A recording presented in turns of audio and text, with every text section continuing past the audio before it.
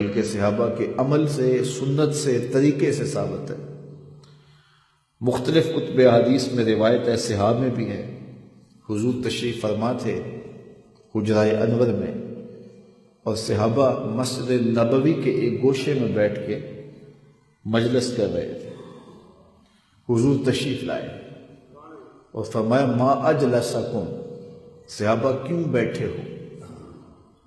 تمہارا مقصد جلوس کیا ہے؟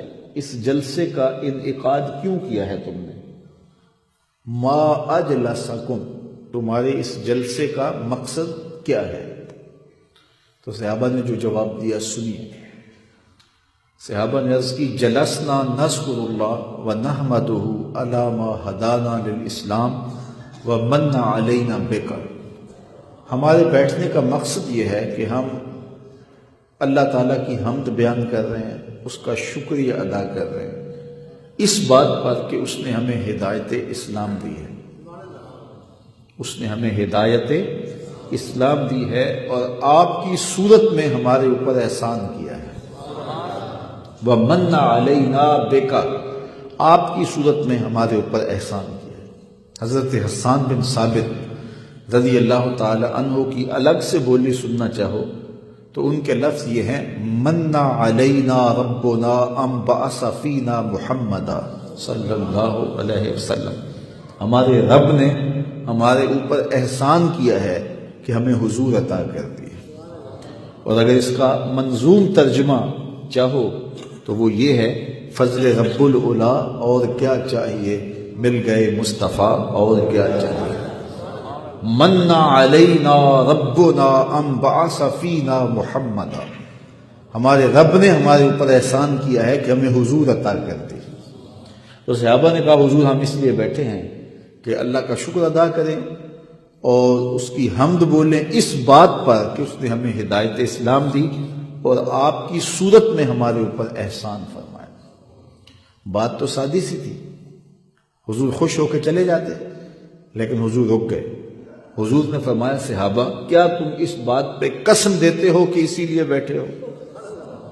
تمہارے بیٹھنے کا مقصود یہی ہے، کوئی اور غرض نہیں ہے؟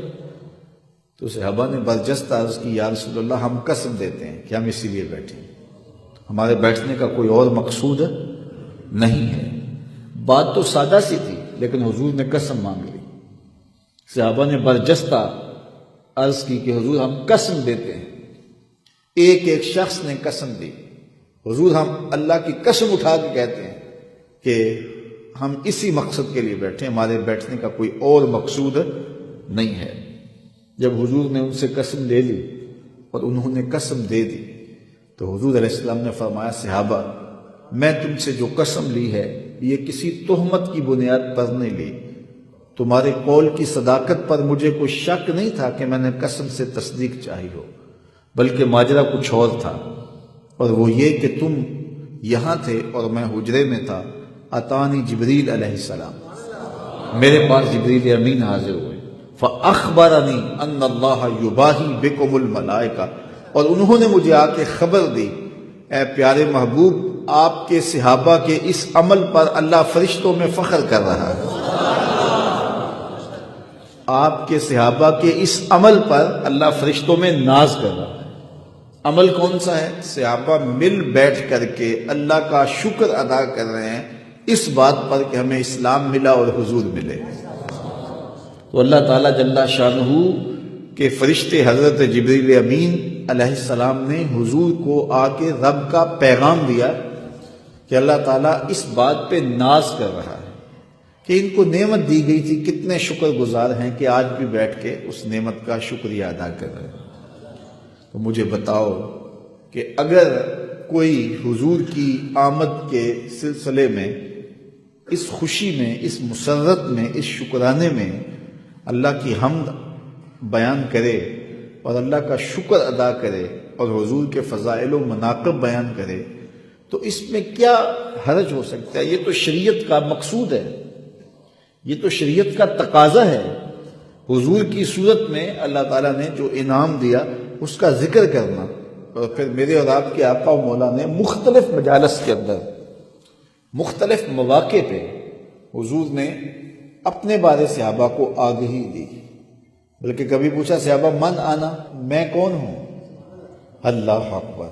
تو پھر حضور نے خود اپنے فضائل و مناقب بیان فرمائے کہ میں ان شانوں کا مالک ہوں، یہ رفتیں مجھے دی گئی ہیں، یہ مقامات رفیع مجھے نصیب کیے گئے ہیں، مجھے یہ اعزازات و تکریمات بخشی گئی ہیں۔